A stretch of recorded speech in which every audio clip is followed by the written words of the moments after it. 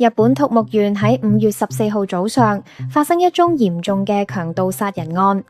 報道指多人闖入民居，造成一名婦人死亡，佢2個兒子亦受傷。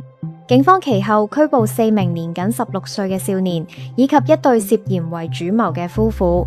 當中25歲嘅妻子竹前美結，原來係 TikTok 上面有過萬粉絲嘅網紅。案情顯示，4名少年疑犯闖入民居，搜刮財物。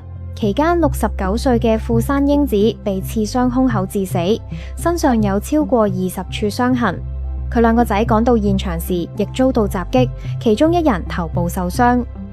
警方懷疑案件涉及一個叫呢流嘅匿名犯罪集團，主腦透過社交平台下達指令，減少同執行者接觸，以逃避警方追查。